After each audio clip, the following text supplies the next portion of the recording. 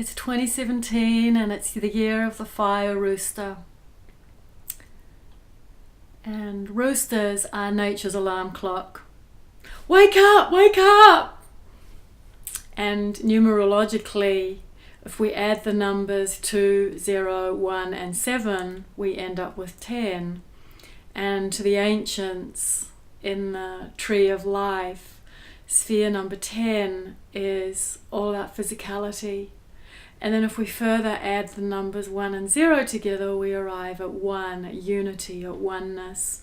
So to me, this year is all about evolving and merging into more of a state of union, of unity consciousness, but within the body, within our world, within our 3D experience of life here on earth. And when we look and see what's going on in the world, it sure does look like all the last-ditch attempts at the old ways of separation and division are playing themselves out in some pretty big ways, with talk of a big wall being built between America and Mexico, and the Brexit that happened. And here in Australia, there are loud political cries to prevent any more refugees from arriving in the country. So yeah, but really all these things are just reflecting the walls that we have in our own lives with each other, and of course within ourselves, that we've put up to protect ourselves. And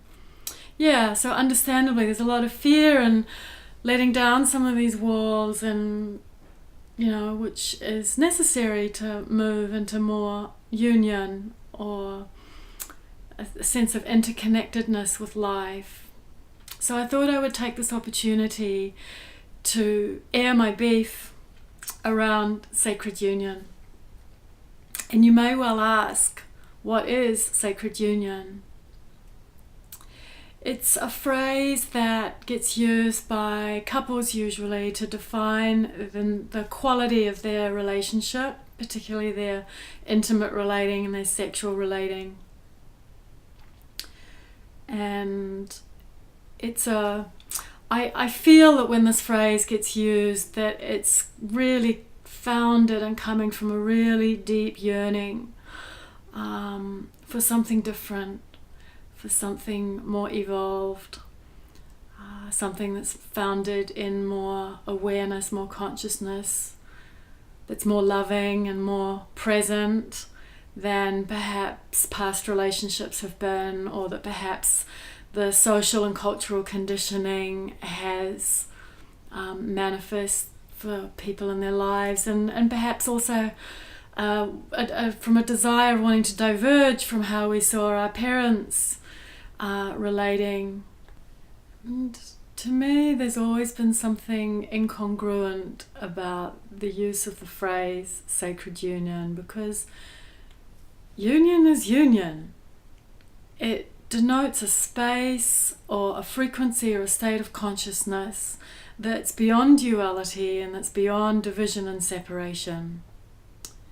And I've spent some time sitting in my womb with this query, or this wondering what is going on here with the use of this phrase. And because to me the womb is the ultimate authority on union, because on a physical level it's where egg and sperm unite physically to create new life. And the womb is also, in terms of the realm of great mystery that it opens to, it is absolutely a field of union. There's just no mistaking that if you've ever experienced that.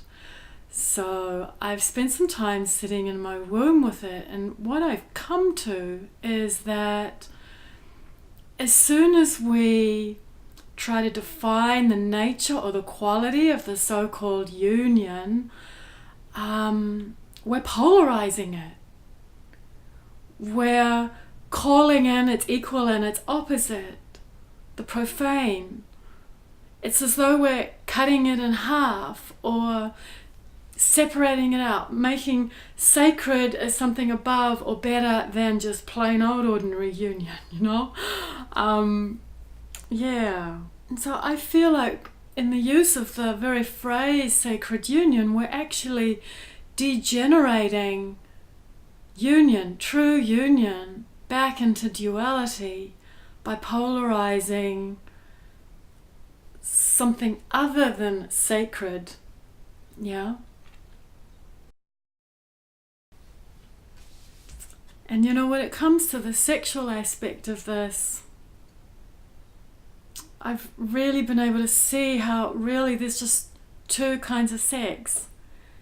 There's sex that's founded in lust, and lust takes, it feeds, because it believes it's not enough. It's founded in fear of not being enough. So it believes it has to take love, it seeks to take love in from the outside world. And then the other kind of sex is founded in love, and love gives. That's all love ever does, that's all it knows. And so I feel like a lot of this phenomenon of defining union as being, particularly sexual union, as being something sacred, I really get it. I feel like it's a deep yearning and a deep desire to wish to return to love, to wish to return to connectedness and authentic, deep connection. And it's a desire to pull away from the disconnected, lustful, taking, greedy, and often damaging kinds of sexual experiences that come from that place of fear. But here's the thing about fear, is that it's a manifestation or an expression of an energy in our experience that is jumping up and down or making one heck of a fuss, right? Because your whole nervous system comes online with it. Because it's an aspect of ourselves that is yearning, is crying out, like literally crying out, to be returned to love, to be embraced, to be accepted, to come back home. So in the kernel of every fear is this yearning for love. It's a profound desire and evolutionary pull to return to love, to return to union, to come out of separation and come back home to love. So if we're going around calling our sexual relating one of so-called sacred union, I feel so strongly there's a real danger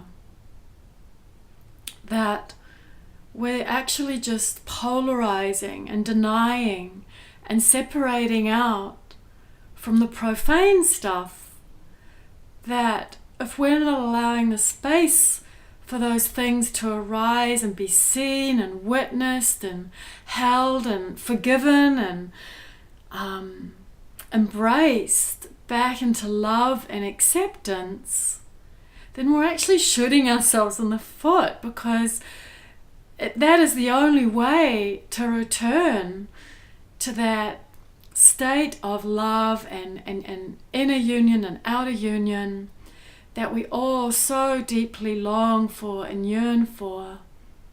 That it's in the embrace, in the allowing the profane, the things that are based in fear, the things that are based on difficult conditioning, pain. If we're not allowing those things, or allowing the more primal, wild, bestial, sexual energies and even the fantasies to play out with the awareness of, intending to hold and bring those things back into love, then we'll never attain that state of union anyway. So that's the danger I see in calling human relating, which is actually natural, perfectly natural to all of us, to calling it anything other than what it is. It's the danger of calling it sacred.